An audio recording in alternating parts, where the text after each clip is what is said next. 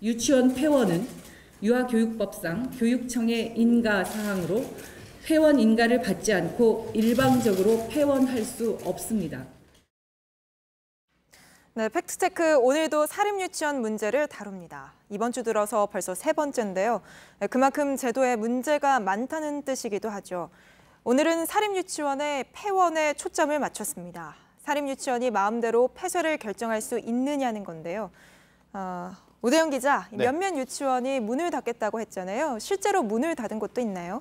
아직은 없습니다. 경기도 광주의 한 유치원이 그 계획을 밝힌 것은 있습니다. 네. 학부모들에게 보낸 통지서를 한번 보겠습니다.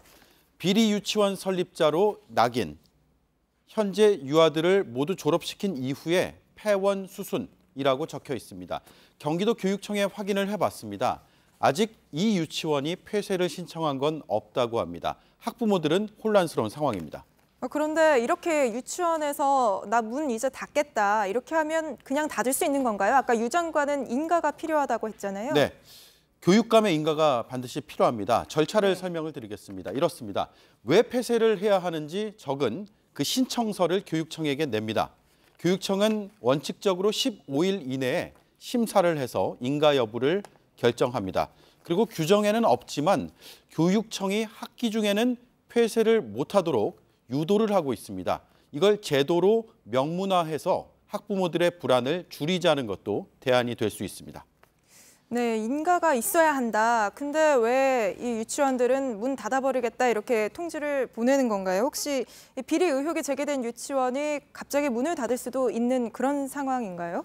그럴 우려가 전혀 없는 것은 아닙니다. 네. 인가는 사유가 뚜렷하고 형식적인 요건이 잘 갖춰졌다면 대체로 받아들여졌습니다. 유치원이 가장 많은 곳이 경기도입니다. 지난 3년간 폐원 신청이 48건, 모두 인가가 됐습니다. 불승인은 없었습니다. 다만 정부는 모든 사립 유치원을 지금 감사하겠다고 밝힌 상태입니다. 이번 학기가 끝나는 게 내년 2월입니다. 그 전에 결과가 나온다면 비리 의혹을 무마하기 위해서 폐원을 해버리는 사례는 그나마 막을 수 있습니다.